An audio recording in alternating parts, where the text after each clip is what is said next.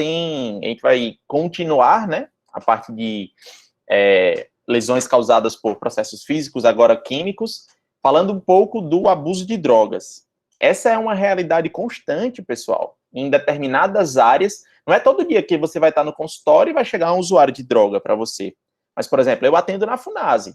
Na Funase, esse é um procedimento comum. Eu fiz um levantamento lá uma vez, tinham 237 internos. 90% quase fumava, né? Porque o cigarro eles assumem tranquilo. Boa parte deles eram usuários de maconha, por exemplo, e assumidos, e muitos usavam outros tipos de drogas mais pesadas, né? Apesar de você ter que confiar na resposta do adolescente, o que não se pode confiar plenamente, mas assim, muitos deles não, inclusive, se orgulham de assumir que são usuários crônicos, né? E aqui eu não estou falando do usuário que vai para uma festa uma vez e usou, não. Estou falando daqueles que, às vezes, estão lá por conta desse vício, desse abuso de drogas, tá bom? Então, eu vou falar de algumas principais, eu não vou falar de todas as drogas, porque existem inúmeras drogas para a gente falar, mas eu vou falar, pelo menos, das principais que a gente tem, tá certo? Uma das piores, pessoal, uma das que mais vicia, né, uma das que mais a gente tem histórico de perda de vida, de perda realmente, assim, da pessoa que se perde na vida muito por causa do uso da cocaína, tá bom? Não sei se vocês lembram ou assistiram aula na parte de anestésio, que a cocaína já foi utilizada como um anestésico local. Vocês sabiam disso? Lembram disso ou falaram isso para vocês? Sim ou não? Pronto. E aí eu vou voltar lá na anestésio de uma informação importante, pessoal. Todos os anestésicos locais, eles têm um potencial de vasodilatação. Vasodilatação. O que é isso, Rafael? E quando eu coloco o anestésico perto, o anestésico ele vai atrair o sangue para próximo dele e aí vai sangrar mais. Por exemplo, se eu utilizar a mepivacaína sem vaso, quando eu for lá fazer meu procedimento cirúrgico, ela é um vasodilatador. Por isso que o sangue chega perto desse anestésico e sangra mais. Por isso que a gente tem que usar um vasoconstrictor na solução anestésica, para compensar essa característica. Só que a gente sempre fala assim nas aulas de anestésico, pessoal, todos os anestésicos são vasodilatadores, com a exceção da cocaína. Por quê? Porque a cocaína tem um grande potencial vasoconstrictor. Pessoal, se eu tenho um grande potencial vasoconstrictor e a vasoconstricção quer dizer que não chega sangue no local. Então, quer dizer, pessoal, que qualquer área que tenha contato com a cocaína vai sofrer vasoconstricção severa. Vasoconstricção severa pode levar a uma necrose. Então, vamos lá. Então, guardem essa informação para a gente continuar. A cocaína ela vai dar uma sensação de euforia e de excitação, tá? Taquicardia, taquipneia, hipertensão, hipertermia, porque quando você usa cocaína, você tem lá a liberação exagerada de dopamina, aquela dopamina não consegue ser recapturada e o cara fica muito doidão, tá certo? Isso, pessoal, vai levar a uma exigência maior do coração. Por quê? Porque para você ficar doidão, você precisa de oxigênio, você precisa de energia para ficar doidão, tá bom? E isso vai levar você, pode levar você a uma angina, ou a um infarto do miocárdio, ou uma arritmia cardíaca. Isso em grandes proporções.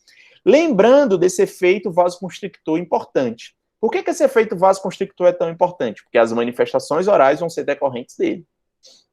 Então, normalmente, pessoal, a pessoa que usa cocaína, não sei se vocês têm algum parente, têm algum amigo que faça uso da cocaína, ou você cheira, tá certo? Tem um pessoal que pega a cocaína e passa na gengiva, não sei se vocês já viram isso em algum filme, em alguma coisa. Por quê? Porque uma mucosa vai ter absorção. Então, por exemplo, se eu uso a cocaína com o canudinho que o pessoal usa de dinheiro pelo nariz, ele vai passar, o pozinho passa pelo nariz. Lembra do potencial de vasoconstricção? Você pode ter uma perfuração por necrose do septo nasal. Isso, pessoal, pode acabar deformando o seu nariz, que é uma deformidade que a gente chama de nariz em cela. Olha o narizinho aqui de um usuário crônico de cocaína, tá? Mais coisas que podem acontecer. Pessoal, a cavidade nasal é intimamente associada com o palato. Se eu subir aqui no céu da boca, no palato, eu chego na cavidade nasal. Então, outra situação que eu posso ter é uma perfuração palatina. Olha aqui, meu povo, uma perfuração palatina causada pela necrose, que é causada pela vasoconstricção da cocaína, tá certo? A epistaxe recorrente, né? Você tem sangramentos nasais causados pelo fluxo de ar que você gera no local, queimaduras das mucosas em quem usa crack, né? Lembrando que o crack, pessoal, é um subproduto da cocaína, não é a cocaína pura. Com as pastas de cocaína, né? Com a pasta base da cocaína se faz o crack, que é a mistura de muita coisa. Existe até em São Paulo, né? A cracolândia, do pessoal que fica mais viciado. O crack, pessoal, ele tem uma qualidade ele é pior do que a cocaína, né? Porque misturam várias outras substâncias e ele tem uma capacidade maior ainda de causar dependência, tá? Lembrando que a dependência ela acontece de duas maneiras. Existe a dependência psicológica e a dependência química. Ah, minha vida está uma merda. Quando eu uso droga, fico bacana. Isso é uma dependência psicológica. Por quê? Porque você vai ficar na dependência da sua vida ficar sempre bacana. E existe a dependência química, que é aquela que o organismo ele sente falta daquele produto químico. Inclusive, quando o paciente se interna em uma clínica de reabilitação, ele não para totalmente de usar a droga, ele tem que passar por um desmame, e porque o próprio corpo dele, ele passa pela necessidade de você ter a droga no organismo, tá? Então, algumas queimaduras também podem acontecer. A queimadura, pessoal, é o menor dos problemas, tá? Então, gravem essas informações, principalmente esse nariz em cela e essa lesão que aparece no palato, né? Essa fissura que pode aparecer no palato, essa perfuração, tá bom? Metanfetamina, essa é famosa, né, galera? A gente tem aqui, ó, até um seriado que fala muito sobre isso, tá? O Breaking Bad. Então, para quem não assistiu, assista, é fenomenal, é um dos meus seriados favoritos, tá bom? Eu acho que tem na Netflix hoje em dia. Qual é o efeito da curto prazo dessa metanfetamina, pessoal? Insônia, agressividade, agitação, hiperatividade, diminuição do apetite, taquicardia, taquipneia, hipertensão, hipertermia, vômitos, tremores e xerostomia. Xerostomia, ausência de saliva, já falei dela lá quando o paciente faz tratamento para câncer, pessoal. Se você não tem saliva, você não tem aquela camada protetora, então você tem cárie com mais frequência, tá bom? Então lembrem dessas coisas. Na cavidade oral, o que a metanfetamina vai fazer? Você tem cáries rampantes. Lembra que eu mostrei cáries bem parecidas com essa lá naquele paciente que faz o tratamento oncológico, tá? Então é uma situação que pode acontecer pela xerostomia. São locais que normalmente você tem um acúmulo acentuado de placa, tá bom? Parece muito com cárie de mamadeira também na pediatria. A higiene oral, pessoal, do paciente viciado. Veja lá. Vamos pensar naquele paciente viciado que é completamente viciado, tá certo? Ele não vai ter uma higiene oral bacana. Ele vai ter uma higiene oral precária, você tem a xerostomia, e aí, pessoal, você tem ingestão de muitos alimentos ácidos, frutas ácidas. Quando tem, tá certo, a fruta, muito açúcar, enfim, você tem tudo ali naquela situação para gerar uma condição oral extremamente precária, tá? Então, sempre de olho nesses pacientes também. Aqui no Brasil é mais difícil o acesso à metanfetamina, então, raramente você vai ver um paciente que ele é viciado nela, tá? Aqui não, galera. Aqui você vai achar com extrema frequência, tá bom? Pacientes que são usuários crônicos de maconha, eles utilizam bastante. Rafael, a maconha, ela é melhor do que o cigarro, eu já ouvi falar isso, porque ela é natural. Não deixa de estar certo, pessoal, não deixa de estar certo. Porém, contudo, todavia, entretanto, também não é essas maravilhas do mundo todo, não, tá certo? Ah, professor, mas eu usei, sim, mas eu não estou falando disso, eu estou falando para cavidade oral, tá? Então, eu posso ter um aumento do número de cárie, principalmente se o paciente também não tiver uma condição de higiene oral bacana, doença periodontal. Lembra que eu mostrei uma situação chamada estomatite nicotínica lá nas alterações físicas, que é aquela alteração causada pelo calor, que você tem um palato que fica esbranquiçado. O calor, pessoal, ele funciona da mesma forma. Você também tem um trauma térmico pelo calor. Eu não estou falando de substância química agredindo, estou falando de trauma térmico. Você tem o mesmo. Xerostomia pode acontecer. Você pode ter uma candidose, pessoal, por uma baixa imunológica, porque o paciente, normalmente o usuário crônico, viciado, só não sei se vocês já viram algum paciente que é viciado mesmo em maconha, aquele viciado que passa o dia inteiro usando. Normalmente ele é bem magro, né? Ele tem um sistema imunológico um pouco debilitado. Xerostomia pode acontecer. E a candidíase, pessoal, sempre ele é um sinal de baixa imunológica. Quando você tem inúmeros pacientes com candidíase na boca, pode ter certeza que ele tem uma baixa imunológica associada. Tanto é que para pacientes que têm HIV quando eles começam a desenvolver, né, o vírus, a doença AIDS começa a ser desenvolvida, uma das primeiros sinais que você vai ver é a candidose, tá?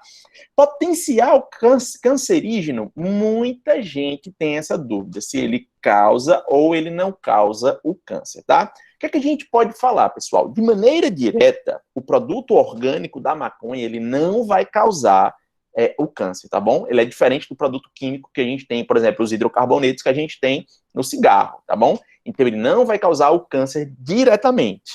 Porém, contudo, todavia, indiretamente, ele tem fumaça, ele causa um trauma térmico e causa um trauma no epitélio. O que é que a gente vai ter, pessoal? O usuário de maconha, dificilmente ele só é usuário de maconha. Por exemplo, a cachaça. Usar cachaça em excesso causa câncer? Causa câncer de boca. Se o cara tomar cachaça e fumar maconha, como você lesou o epitélio, que é aquela primeira região de defesa, fica lesado e aí você pode ter o desenvolvimento do câncer. Se o cara usa cigarro e usa maconha, pior ainda, entendeu? Então ele tem esse efeito sinérgico sim, porém ele sozinho não tem estudos que comprovem diretamente a função dele, tá? Quando vocês estiverem no 7º período, a gente vai ter uma longa discussão sobre câncer de boca. E aí a gente vai falar muito desses produtos novos, como o... Nem tão novo, né? Aquele que o pessoal divide o vaporizador, aqueles vaporizadores, né? Causam câncer, não causam câncer, né? A gente vai discutir muito sobre isso, tá certo? Mas fiquem atentos a isso aí, pessoal, porque não tem muitos estudos que falam sobre a certeza de não causar, tá bom? Lembrando que a maconha também tem associação com a adrenalina, em associação com a adrenalina, então se eu vou anestesiar um paciente que é usuário de maconha crônica, ele pode ter taquicardia, tá bom? Isso tem que estar bem, a pessoa tem que estar bem antenada. Outra droga que é extremamente utilizada, essa eu conheço vários alunos que usam, né, que é o êxtase, que é um derivado da anfetamina, tá certo? O êxtase, pessoal, naquela balada lá, é aquela bala, né, que o pessoal chama. E aí, o que é que acontece? Ele tem um efeito de acordo com a dose, a frequência e a duração. Então, se você é um usuário crônico de bala, você já deve ter percebido que você tem que usar cada vez mais para que ele tenha um efeito, tá? Ele causa xerostomia. Pessoal, cárie dentária, a gente tem até um trabalho rolando na faculdade sobre a associação de cárie com usuários de êxtase. O que é que acontece? Essa não é uma droga barata, não é uma droga de, digamos assim, muito de periferia. Aí o que é que acontece? Aqui tem muitos usuários de classe média alta, que são os usuários, tá bom? Nessas festas, pessoal, vocês devem ter visto já que o pessoal que usa muita bala tá sempre com pirulito na boca. Ah, professor, eu pensei que botava o pirulito na rave porque era bonitinho. Não, pessoal. O pirulito que se usa muitas vezes é para conter o bruxismo, que gera, né, ali você fica mordendo aquele pirulito, que é o efeito do bruxismo que vai causar pelo uso do êxtase, tá? Então, fiquem bem antenados aí nessas situações, tá bom? Nessas coisas. Então, o paciente, normalmente, ele vai ser um paciente bruxista, usuário de êxtase, e, além disso, ele pode ter um número maior de cárie dentária. Isso vai levar a sensibilidade dentinária, a periodontite, algum grau de parestesia, então o cara fica com a boca dormente em determinados momentos. Você pode ter úlcera e edema gerado pelo ato de morder, você pode morder o lábio sem querer, tremores faciais, tremores de lábio, tremores de língua. Então, tudo isso é comum em usuários de êxtase, tá? Passada, não sabia, acho que era pelo açúcar para a cachaça demorar a pegar. Não, é por isso mesmo, galera, beleza? Tranquilo, pessoal, nessas principais, alguém tem alguma dúvida? Então, tem muitos trabalhos interessantes sobre a utilização de drogas, tá bom? Pacientes que utilizam drogas, eu acho que eu até coloquei para vocês já alguma coisa no estudo dirigido, falando sobre isso, usuários de algum certo tipo de droga e as suas manifestações orais.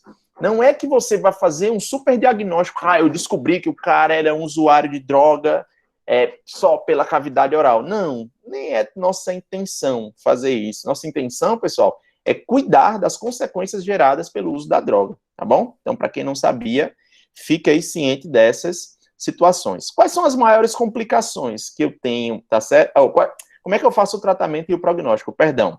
Primeira coisa, pessoal, para que eu não tenha essas manifestações orais, eu tenho que suspender a droga, né? Então, é o primeiro passo, que eu diria que é o passo mais difícil, porque se o cara é um usuário crônico, se ele usa de forma abusiva, ele é viciado. E aí, suspender a droga sempre vai ser o momento mais complicado, tá? Lembrando que normalmente todas essas drogas, eles deixam o sistema nervoso central um pouco agitado, então eles são simpático-miméticos, tá? Então ele potencializa o efeito da anestesia local, principalmente se eu utilizar adrenalina e noradrenalina. Ou seja, dois vasoconstrictores simpático-miméticos, então eles têm que ter cuidado nessa associação, tá bom? Então sempre pergunta. Na ficha de anamnese de vocês da faculdade, tem lá perguntando se o cara é usuário de droga. Ele não vai dizer. A maioria das vezes ele não diz, ele não vai assumir isso. Por isso que eu falo. Depende muito do local que vocês estiverem atendendo. Ah, professor, eu passei num concurso e vou atender num presídio. Provavelmente, muitas pessoas que tem lá vão ser usuários de droga, tá bom? Provavelmente. Então, o uso do anestésico local com adrenalina, nesses pacientes, ele pode levar à crise hipertensiva, ao acidente vascular encefálico e a um infarto do miocárdio. Então, gravem isso bem aí, como um grande quem avisa amigo é, tá, pessoal? Destaquem isso aí direitinho, porque isso costuma cair muito em prova, tá? Tanto nas minhas como em prova de concurso, tá bom? Então, gravem isso aí direitinho, a associação do vasoconstrictor adrenalina com pacientes usuários de droga. Tranquilo? Necrose anestésica. Essa eu não sei se vocês viram nas complicações lá da anestesia, tá certo? O que é que acontece, pessoal? Essa é rara de acontecer, isso é certo. Não sei se todo mundo aqui já teve a oportunidade de anestesiar o palato.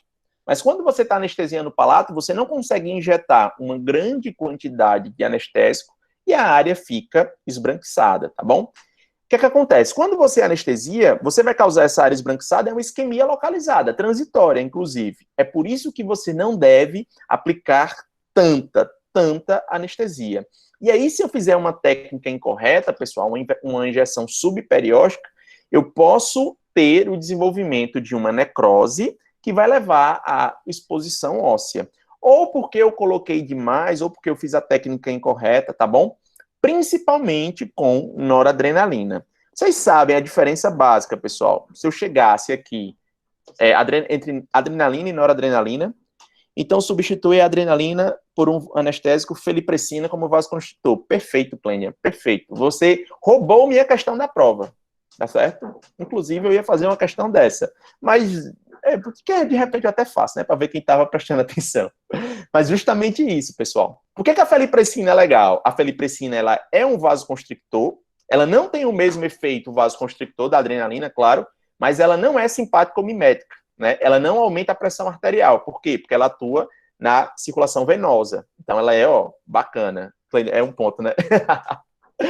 Meu povo, qual é a diferença básica entre adrenalina e noradrenalina, utilizando os receptores alfa e beta que a gente tem no nosso organismo como resposta? Alguém se arrisca?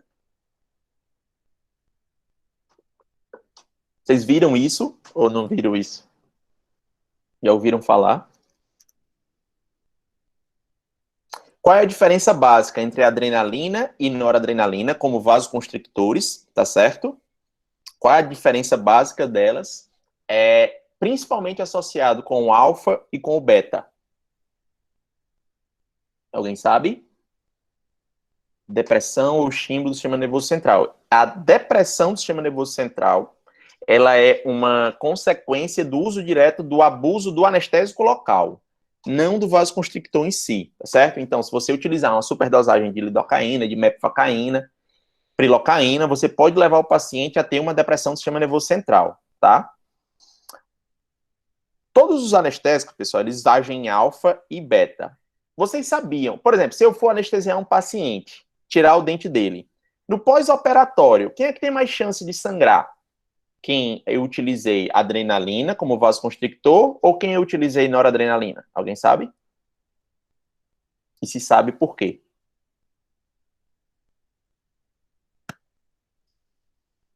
Bem,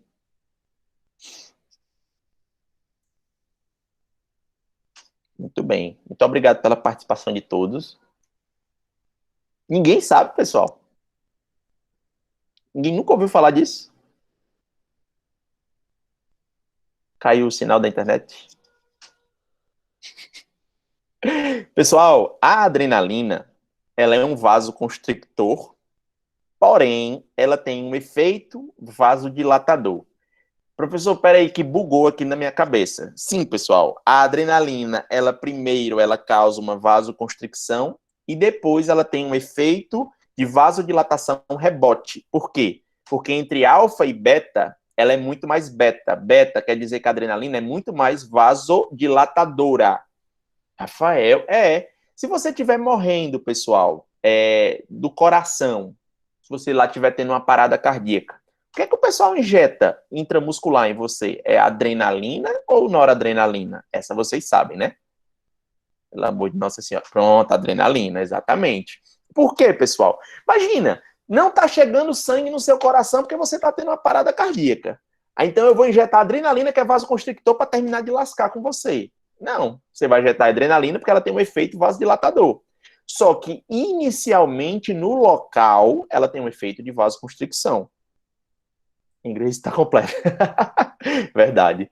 Pessoal, o que é que acontece? O Grey's Anatomy, ele ajuda bastante nessa parte das aulas, viu? O que é que acontece, meu povo? A gente tem que parar de associar o efeito do anestésico como local, que é no local que a gente usa, e o efeito sistêmico dele. O anestésico, ele não age só no local. Para a gente, em odontologia, a gente quer a ação local dele, que é o anestésico com vasoconstrictor para a gente tirar nosso dente, para a gente fazer nosso procedimento odontológico. Mas depois que passa aquilo dali, pessoal, não se acabou não. Ele vai continuar no organismo causando uma série de situações, tá bom? Prestem atenção nisso aí, direitinho. Então, a adrenalina, se você for tirar o dente de um paciente, primeiro ele vai causar vasoconstricção e depois vai causar vasodilatação. Ah, professor, então nunca mais eu vou usar adrenalina. Pelo contrário, cala pálida. Você tem que usar mais ainda a adrenalina. Por quê? Porque no primeiro momento eu quero que tenha vasoconstricção. Só que se depois, pessoal, depois que eu tirei o meu dente, se eu continuar tendo vasoconstricção, o que eu vou ter ali? Uma necrose. E eu não quero que eu tenha uma necrose. Eu preciso de sangue para formar o coágulo e para ter todo o processo de cicatrização. Então, para quem não está muito ligado nisso, pessoal, dê uma boa lida no Malamed, tá? Essa é a questão de prova certa nos concursos melhores, tratar sobre alfa e beta. Não estou falando para você passar na prefeitura do PSF, estou falando para você passar nas Forças Armadas, estou falando para você passar na EBSE, em concursos grandes, tá? Isso faz muita diferença. Estudem direitinho o alfa e o beta, a ação dos vasoconstrictores, tá bom? Ninguém quer ter uma necrose. Então, quando eu uso adrenalina, que é mais alfa, o alfa é mais associado à vasoconstricção. Você tem uma maior probabilidade de ter uma situação dessa de isquemia, tá certo? Normalmente, ela se desenvolve após o procedimento, tá bom? Ela vai afetar o palato duro, dificilmente você vai ter isso em fundo de sulco, tá? Porque a vascularização é muito melhor, a do palato não tanto. Você vai ter uma área de ulceraçãozinha aqui, ó, bem dolorida para o paciente, tá bom? Ela costuma ser profunda, demora um pouco, claro que demora para cicatrizar. Por quê? Porque você causou uma vasoconstricção, não chegou sangue no local. Então, para que eu tenha um processo de reparo, para que eu tenha um processo de cicatrização, eu preciso de sangue, tá bom? Pode haver sequestro ósseo. Sequestro ósseo é a exposição óssea, pessoal. E aí eu vou perder um pouco dessa estrutura óssea. A sorte é porque normalmente nada de extraordinário. O paciente vai ficar puto com você, vai lhe esculhambar todo dia, tá certo? Mas você não tem muito o que fazer. Você vai só tratar a dor daquele paciente com medicação e esperar que o epitélio eles tenham uma reptilização daquela área, tá bom? Para que o palato não fique exposto. Enquanto ele estiver exposto, vai ficar dolorido. A recidiva é incomum, pessoal. Isso não vai aparecer do nada de novo, só se eu, mais uma vez, de forma inadvertida, aplicar o anestésico lá naquela situação, tá bom?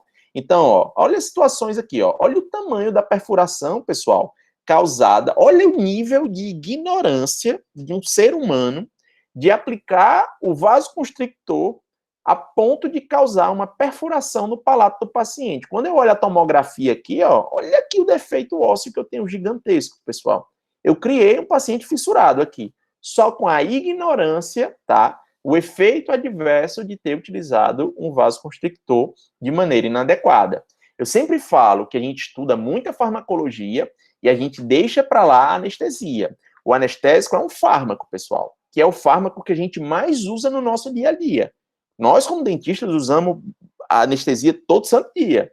E aí o cara não sabe os efeitos do anestésico, tá bom? Então, muito cuidado com isso aí, tá certo? Como é que resolve uma bronca gigantesca dessa, pessoal? Do mesmo jeito que a gente opera um paciente fissurado, ó. A gente roda um retalho pelo palato, ó, aqui o processo de repitalização acontecendo. Ah, professor, e essa área aqui fica exposta? Fica exposta, né? O paciente esculhambando. Claro que aqui a gente vai fazer uma incisão, a gente não vai tirar o periósteo dessa região, né? É uma incisão toda planejada direitinho para que a gente favoreça o processo de cicatrização. Porém, é um negocinho complicado. Por quê? Porque o cara não anestesiou com o anestésico correto, tá bom? É raro de acontecer, mas pode acontecer? Pode. Tranquilo? Isso organiza o curso de anestesia. O pessoal tem o curso de anestesia, tá na 14ª, 15ª turma já, o curso de anestesia. Beleza? Mas tem muito. Deixa eu ver. Mesmo em caso de sequestro ósseo, Letícia, tu fala de não fazer nada em caso de sequestro ósseo, sim. Você vai ter que esperar o organismo se restabelecer. Quando o organismo se restabelece, tá bom? Você vai ver se ele vai ou não conseguir ter uma repitalização da área. Se ficar com a perfuração, você vai rodar retalho. Se não ficar com a perfuração,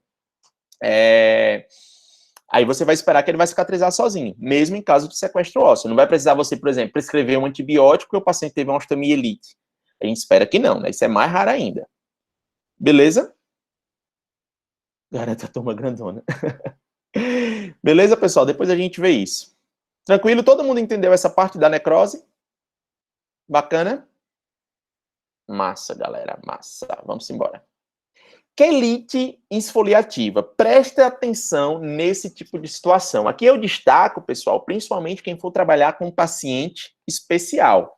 Então, se você, aproveitando essa semana, né, que foi o dia da síndrome de Down, alguns pacientes com Down, ele tem esse hábito, que é o hábito de ficar passando a língua pela boca, pelo rosto. Não sei se alguém de vocês tem esse hábito, né? Que é o hábito de você ficar passando a língua pelo rosto. Aí, o que é que isso vai gerar, pessoal? Vai gerar fissuração, descamação persistente do vermelhão do lábio. Normalmente vai envolver ambos os lábios, porque a pessoa que tem essa mania, ela fica passando por os dois lados, tá bom? Então, a gente tem essa descamação superficial da queratina. E aí, você, além de ficar lambendo, você pode ficar mordendo, você pode ficar apertando, tá certo? Sugando o lábio. E aí, você vai ter uma lesão que a gente chama de quelite facial, tá? É muito difícil usar esse nome. O nome de quelite esfoliativa acontece muito mais. Mas um aspecto que fica, pessoal, é assim, ó. O cara passa o lábio, né, cheio de saliva. O pH da saliva é diferente do pH da nossa pele, pessoal. Passa o lábio lá cheio de saliva e, além disso, fica mordendo, ó. Ou então fica com uma lesãozinha de sucção. Aproveitando que a gente está na Páscoa, né, aconteceu um muito engraçado. Não tem aquele copinho que vem no ovo de Páscoa?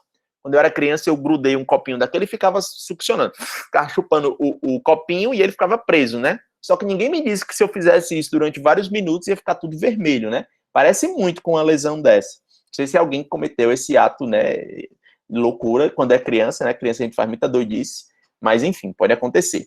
Tem predominância pelo gênero feminino, pessoal. Tudo que tiver, isso aí eu vou deixar claro para vocês, esses traumas autoinduzidos, qualquer tipo de lesão autoinduzida, muito provavelmente você vai ter um aspecto maior em paciente do gênero feminino. Já falei isso para vocês alguma vez. O ato de somatizar muitas coisas acontece. Isso é uma realidade, pessoal. Isso não é uma opinião do Rafael, isso é demonstrado em diversos artigos científicos, tá bom? Então, fiquem de olho nesses pacientes muito ansiosos, pacientes que estão com algum grau de depressão, com algum grau de distúrbio psicológico, psiquiátrico. Não é incomum você encontrar essas lesões, tá? Casos leves normalmente podem acontecer também. Você vai ter uma secura crônica, uma descamação da fissura da borda do vermelhão do lábio. Ele pode tornar-se coberto por uma crosta hiperceratótica, tá? Amarela, bem espessa mesmo, quando o paciente fica meio que mordendo e passando a língua ao mesmo tempo. A pele perioral pode ser envolvida, né? Vai ficar bem avermelhado. Aqui que a gente tem esse aspecto bem avermelhado. Toda essa pele ao redor da boca tá bastante envolvida, tá bom? Tratamento, pessoal. Um dos tratamentos é eliminar o fator causal, tá? Então, se o paciente ele fica passando a língua de maneira crônica pelo rosto, isso tem que parar, tá? E aí você vai fazer ou psicoterapia, né, que é geralmente combinada com tranquilizantes. E aí, às vezes, o paciente precisa de uma prescrição de um psiquiatra, sim, para tratar estresse, tudo. Depois que resolver esse problema, pessoal, você pode fazer utilização de creme de hidrocortisona, tá certo? Que tem antibacteriano, algum creme que tenha algum grau de antifúngico, porque se você passar saliva na região, você favorece o desenvolvimento de fungos na área também, e tudo isso pode acontecer. Tem paciente, pessoal, que inclusive, ó, chega a fissurar mesmo, ó, chega a causar uma fissuração, né? E aí, com o passar com o tratamento, com tudo resolvido, se resolve rápido, tá? Então, cuidado com esses pacientes, principalmente pacientes especiais, que têm esse hábito crônico de ficar passando a língua pelo rosto, tá bom? Também fazia, você se identificando aqui, né? Fazia com a xícara. Pois é, fica roxo. Minha mãe, aí eu disse assim, mãe, eu não quero ir para, era uma prova da escola.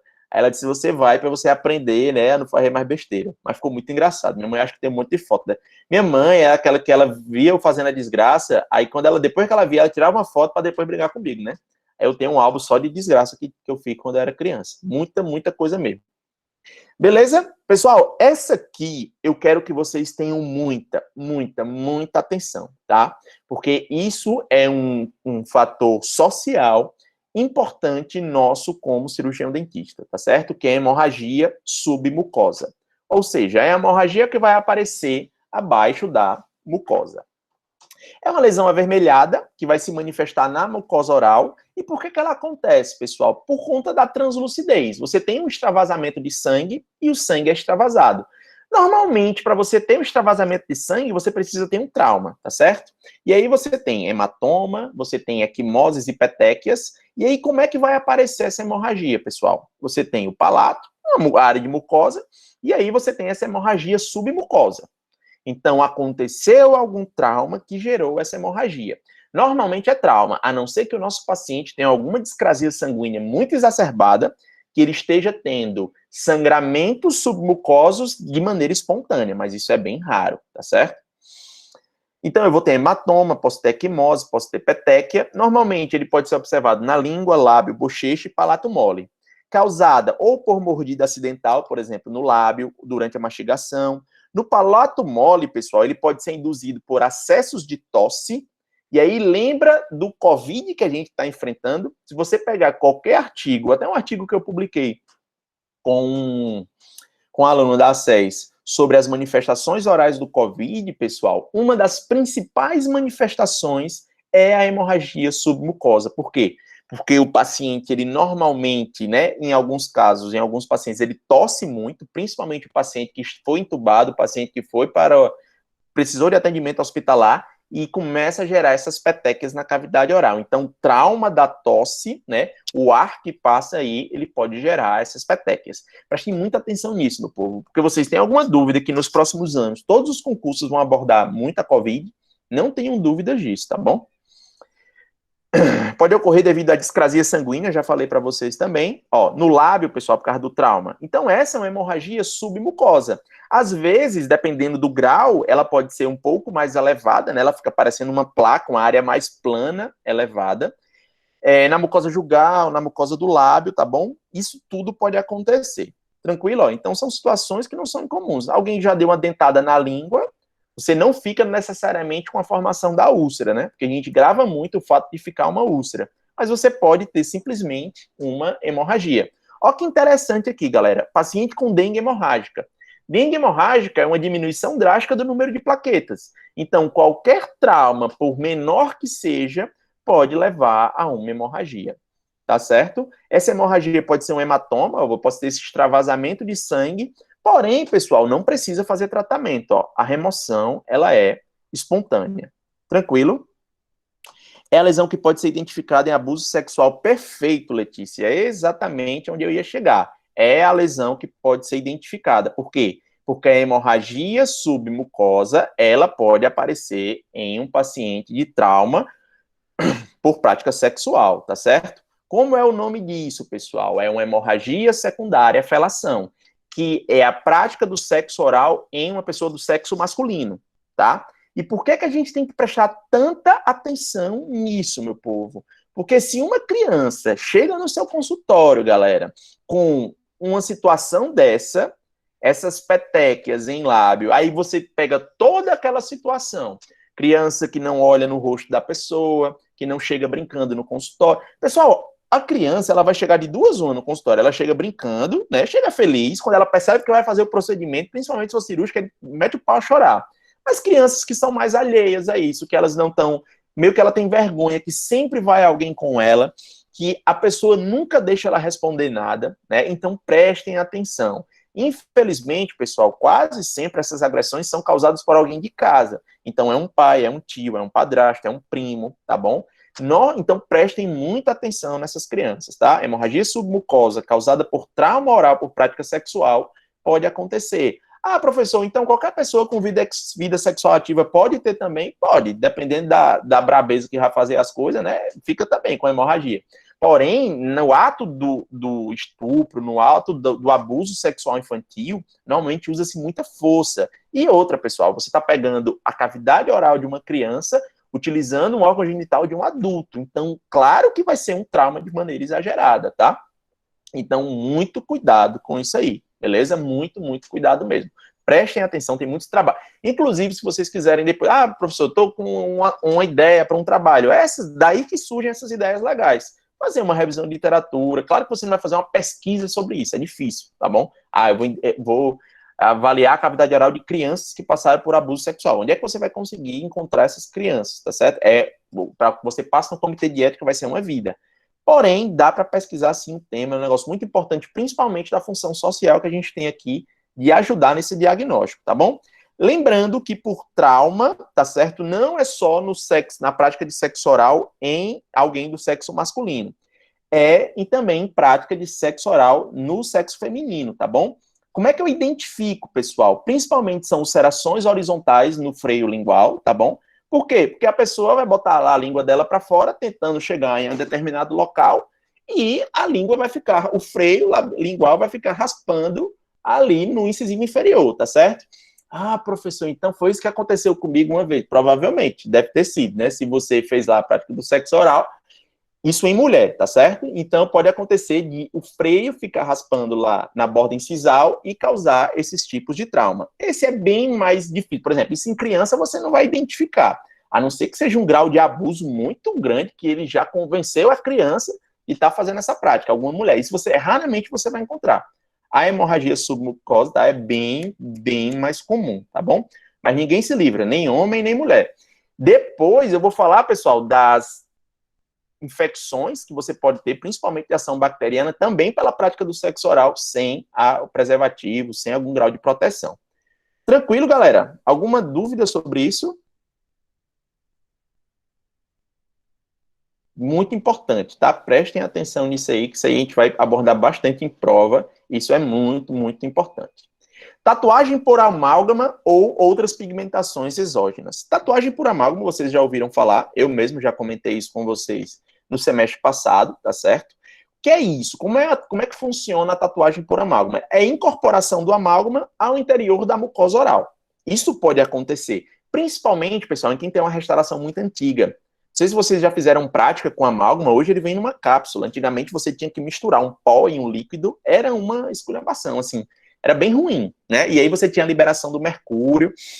Enfim, ficava sempre algumas manchas, tá? Como é que fica, pessoal? Tem uma alteração de cor, ó. Em áreas que tem amálgama, você pode ter uma alteração de cor, que pode ser significativa ou não, causar um dano estético ou não ao paciente. Por exemplo, um caso como esse, onde era comum se fazer cirurgias parendodônticas, né? Cirurgia lá no ápice do dente, e aí o pessoal botava amálgama. Olha como é que ficava depois a esculhambação aqui, tá certo? Então, você tirou um dente, ó, mas aí quando você foi arrancar o dente, ficou um pedacinho daquela restauração de amálgama lá, criou toda uma tatuagem. Repetindo pela milionésima vez, tudo que é preto, pessoal, dentro da cavidade oral, tem que ser diferenciado de melanoma, tá bom? Por quê? Porque o melanoma, ela tem a mesma característica clínica e o melanoma é um câncer.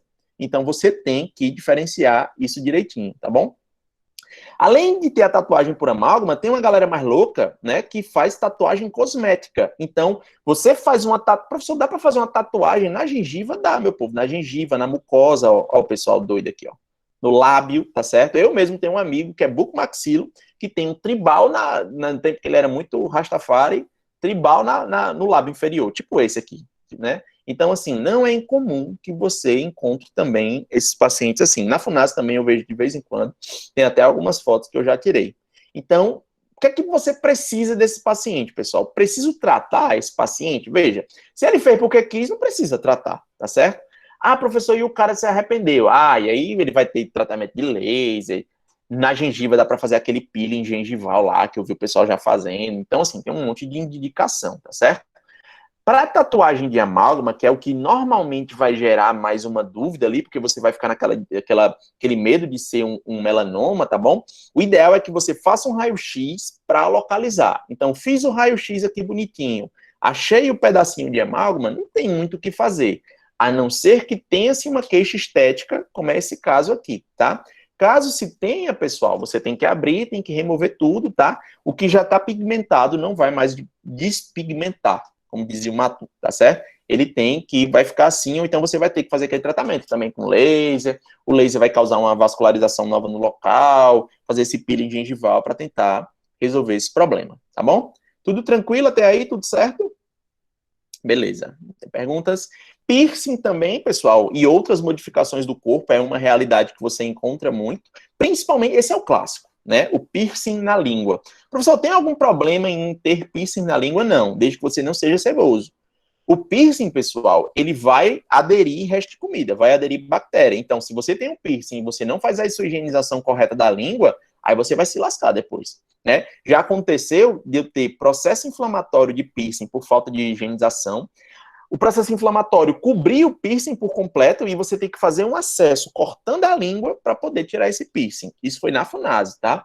Então, assim, posso ter? Tranquilo, pode ter normal, não vai causar nenhum grande estresse, não. Desde que você cause higienização. Tem um pessoal mais ousado que usa outros tipos de piercing, né? Também no lábio, transfixando a língua, tá? Muito cuidado, pessoal, em quem é adepto do uso de piercing, no local que você vai fazer, né? Então, por exemplo, o piercing desse, ele tem que ser anestesiado para passar, se você não for doer. Só quem anestesia essa região é dentista. Então, será que o cara realmente ele tem um treinamento para fazer isso? Ele está com a biossegurança em dia para fazer isso, tá? Tem que ver tudo isso. Algumas pessoas que fazem essa alteração corporal de propósito, né, quer ficar com a língua bífida. Então, já chegou a acontecer lá na FUNASE também, de um paciente me procurar, porque não tinha mais nada na boca para fazer e queria cortar a língua, eu deixasse a língua dele bífida, né? Claro que eu não fiz isso, né? Mas tem um pessoal que usa, ó, pode ver que eles têm várias tatuagens e assim, é uma forma de... Tem muita gente que é satanista, que faz também, tem assim, tem um monte de situações, tá bom? Tranquilo? Quem corta a língua em dois, tem de tudo, meu povo. E aqui, galera, era a parte que eu mais queria chegar desse finalzinho dessa parte da aula, tá? A gente ainda vai adiantar a outra parte também, que é as lesões por substância de preenchimento estético. Por quê? Porque, galera, de um tempo para cá, houve esse super boom da harmonização, tá? Que eu acho massa. Quanto melhor expandir a odontologia, melhor. Ótimo, é mais local para a gente ganhar dinheiro, mais local para a gente trabalhar. Mas da mesma forma, pessoal, que para você fazer uma restauração bem feita, uma exodontia bem feita, veja, para arrancar um dente, você paga cirurgia no quinto, no sexto, no sétimo, você vai para o oitavo, aí no nono e no décimo você tem clínica integrado todo esse tempo fazendo cirurgia. Para que quando você saia da faculdade, você saia bacana fazendo a cirurgia.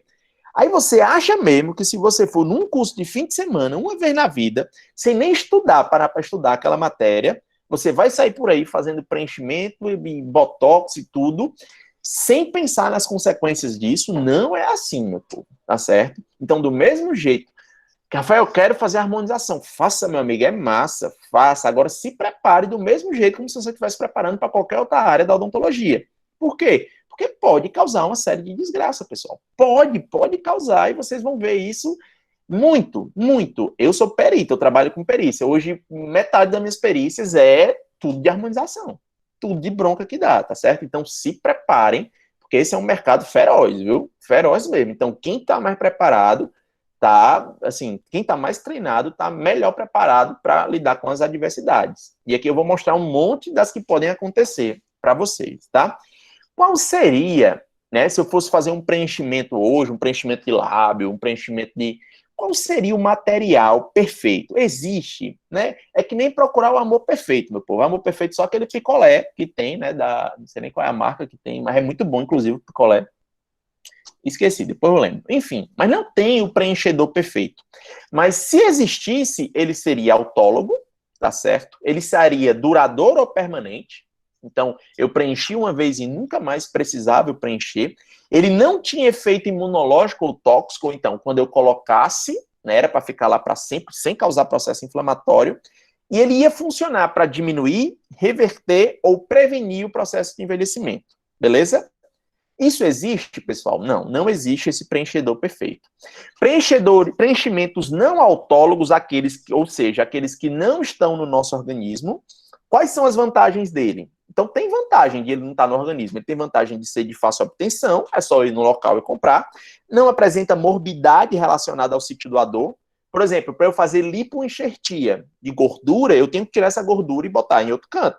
Mas para tirar essa gordura, eu preciso fazer uma cirurgia, tá certo? Ter grau de previsibilidade quanto ao resultado e aos efeitos adversos ao longo do tempo. Isso eu já não posso ter tanto, tá certo? Por quê? Vamos pensar aqui qual seria massa, um fácil que a gente tem, inclusive, que se faz muito, que é a utilização da gordura autóloga. Então, você sabia que se você tirar a bola de bichar, tirar a gordura do seu corpo, você pode fazer o preenchimento, por exemplo, do bigode chinês com ele, da ruga de marionete com ela. Todo mundo sabia disso, sim ou não? Sabia? Sim. Pronto. Então, para quem não sabe, pessoal, por exemplo, hoje o que é que o pessoal faz muito? Eu vou fazer uma lipo de papada. Então, eu tiro a gordura da papada e faço o preenchimento aqui. A da bola de bichar é pouco usada porque ela é encapsulada, ela é mais difícil de trabalhar.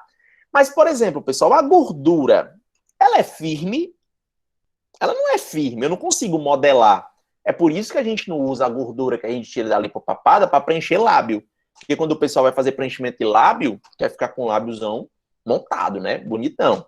Então, tudo isso, pessoal, tudo isso é fator para ser considerado, tá bom? O envelhecimento da face, você tem uma perca de gordura. Lembrando que para a bichectomia, a bola de bichar que é encapsulada, ela não tem a ver com a gordura que a gente tem no nosso organismo, tá bom, pessoal? Por quê? Não quer dizer que se eu ficar mais gordo, eu vou ter mais bola de bichar. Se eu ficar mais magro, eu vou ter menos bola de bichar. Ela, como toda gordura do nosso corpo, ela vai diminuindo com o passar do tempo, tá certo? Porém, ela não está associada com o ganho de peso, tá bom? Então, a lipoenxertia, pessoal, elas mostram resultados imprevisíveis. Por quê? Porque é difícil. A gordura, ela não é maleável para eu saber. Eu não sei quanto tempo ele vai ficar ali causando aquele preenchimento, mas ela seria uma possibilidade, tá bom?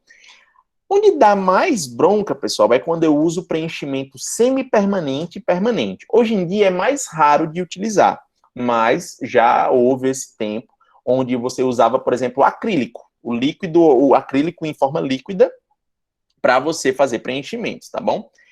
Só que aí eu preciso de domínio no tratamento de complicações que podem acontecer, tá? Então eu tenho esses preenchimentos semi-permanentes e permanentes, eles são um pouco complicados. E tem os não permanentes, que são absorvíveis, por exemplo, tem o colágeno, tem o ácido hialurônico, que é o que mais a gente usa hoje no consultório, tá certo? Ele é um preenchedor não permanente. Lembra lá do ideal? O ideal é que ele fosse permanente, seria o perfeito, mas a gente não tem essa possibilidade. O ácido hialurônico, pessoal, ele costuma causar menos bronca porque ele é produzido pelo nosso organismo. Excelente. Mas o fato dele não causar bronca por ser compatível não quer dizer que não tenha complicações com ele. Tem sim, dependendo do local que eu aplicar, principalmente se eu não entender nada de vascularização da face, eu posso ter um problema, tá bom? Então eu tenho o hidroxiapatita, eu tenho vários aqui que eu posso utilizar. São enzimaticamente metabolizados, ou seja, eu faço uma aplicação de preenchedor, meu lábio fica perfeito. Um ano depois, provavelmente, você vai ter que fazer de novo, tá? Então, a preferência, pessoal, é sempre por preenchimentos não permanentes. Na verdade, o ideal seria sempre o preenchimento autólogo. Como nem sempre é possível, porque eu não tenho uma previsibilidade, não dá para trabalhar, eu vou trabalhar com preenchedores não permanentes, tá? E aí a gente tem, se vocês, quem acompanha a rede social já deve ter visto, né? Eu tenho formulações dele próprio para determinadas situações. Por exemplo, o Belotério, eu tenho um Belotério só para lábio, pessoal, que já vem com mistura com anestésico local, é bem interessante, tá? Então, assim, dá para se trabalhar com segurança, mas eu tenho que entender muito de anatomia antes de entender também da fórmula química desses procedimentos, tá? Os permanentes é quem causa mais bronca, ó, que é parafina, silicone líquido, teve muito plástico que já trabalhou com isso antigamente, metacrilato, pessoal. Polimetacrilato, tanto é que se você chegar para fazer um preenchimento, e seu paciente já tiver feito um preenchimento de lábio com polimetacrilato, você nem pode fazer. Normalmente fica pesado, depois causa uma reação inflamatória, o lábio do pessoal, assim, teve muita gente que já sofreu muito com isso, tá? E aí eu vou mostrar algumas imagens para vocês, ó. Silicone líquido sendo aplicado, olha o grau de necrose que causa na pele, tá? Claro que esses são materiais que não se usam muito, tá? Ó, silicone líquido de novo. Necrose, pessoal, que você vai acontecer se você utilizar qualquer material desse não permanente, tá? Então tem que ter cuidado, qualquer material permanente, mesmo os não permanentes, pessoal, quando você aplica dentro do vaso, você pode ter necrose. Necrose de nariz é disparadamente o que eu mais vejo, assim, de bronca maior. Às vezes a bronca é pequena, às vezes a bronca é gigantesca, que tem que passar por um plástico para fazer reconstrução de nariz, tá bom? Então, muito cuidado com essa situação aqui na hora de fazer esses preenchedores. O nariz, pessoal, é uma das áreas que mais precisa de atenção, tá? Então, PMNA aqui, ó, PMNA também, que era um material antigamente. Olha o grau que fica de processo inflamatório, pessoal. Esse preenchimento, né? O arco do cupido que a gente gosta de fazer para ficar bem bonito no preenchedor, não ficou legal aqui, fica com processo inflamatório, ó.